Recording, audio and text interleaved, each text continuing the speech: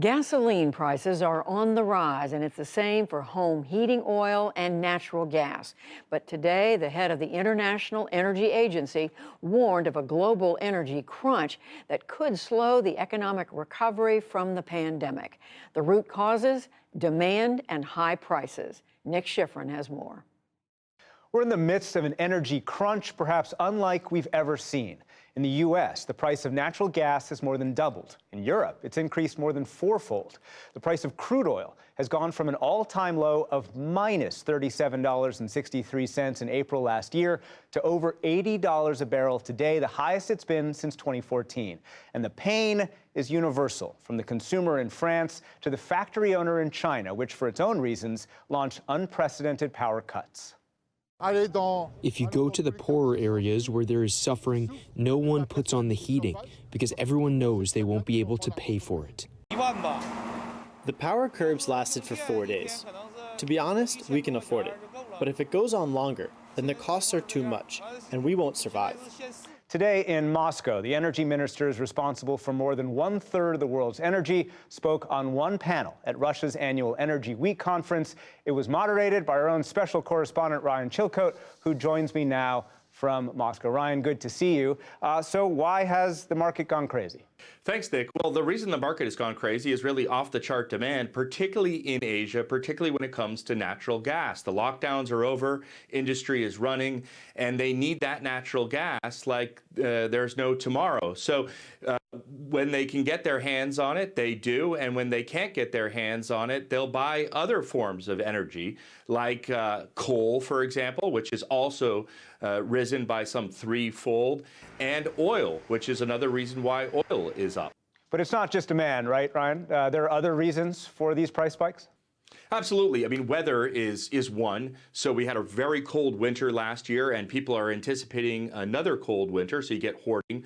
Lack of investment during the lockdowns. There's a lot of uncertainty about the future, so people didn't put money into oil and gas. Plus, you know, with responsible investment, ESG, putting money into oil and gas is just not particularly popular, so money didn't flow for that reason either. Then, of course, you have the issue of renewables not always being reliable. Bob Dudley, you may remember, was the CEO of BP. He now runs an industry body called the Oil and Gas Climate Initiative. They represent 12 of the biggest energy companies out there. They produce oil and gas, but they also work with renewables. And they said, you know, quite frankly, this last year, when it comes to renewable energy, has been a little bit of a letdown. These are not to blame on anyone. These circumstances came up very quickly. The wind didn't blow like it was supposed to, or people thought, in Europe this year, in the UK, which is a clue about why we need resilient fuels and backups in natural gas as well.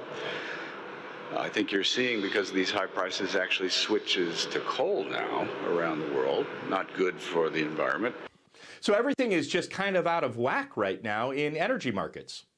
The U.S. has called on OPEC Plus, which includes, of course, Saudi Arabia and Russia, to increase production as a way to reduce prices. What's been the response to those U.S. requests? The response has been, we think we're doing enough right now. Within OPEC Plus, which is a large group that, as you pointed out, crucially includes Russia, but also Saudi Arabia, really the first amongst equals in OPEC Plus. They think that they're, you know, providing enough oil to the market. The most powerful man in the oil industry in the world is arguably Saudi Arabia's energy minister, and I asked him about just that. We want to do it in a gradual, phased-in approach, and we believe we will have a challenging year on 22 if we don't attend to the situation. Why not make, for example, the Biden administration's day and give them more oil? But it's not about making anybody's day.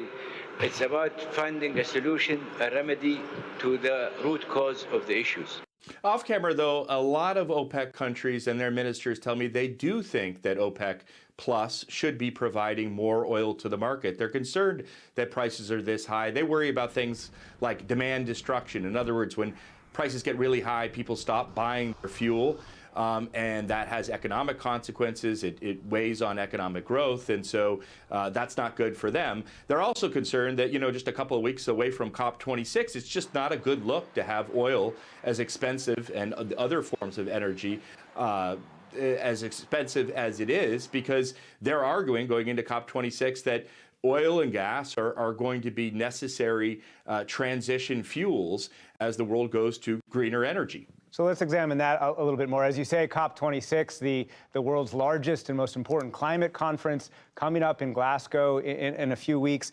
What did the oil ministers say today specifically about what today's energy crunch says about the future transition to green?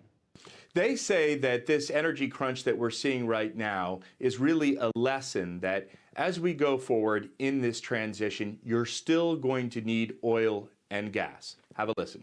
Ryan, if you think about it, the data is amazing. Most people don't realize that, including many of the representatives at COP. 1999, 81% of the world's energy was oil, gas, and coal. 2019, 81% of the world's oil and gas and coal produce the energy. By 2050, we'll have 2 billion more people on the planet. We're going to need all forms of energy, and we got to take the emotion out of it.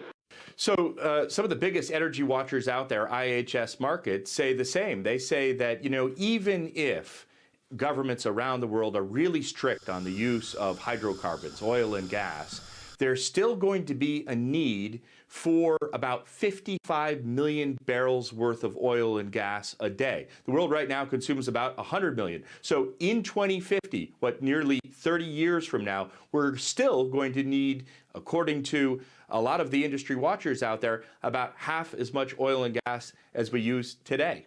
I think activists would hear Bob Dudley talk about emotion and say that this is now the time to start transition to green. Wouldn't you expect, Ryan, for oil ministers to say that, of course, we need oil indefinitely?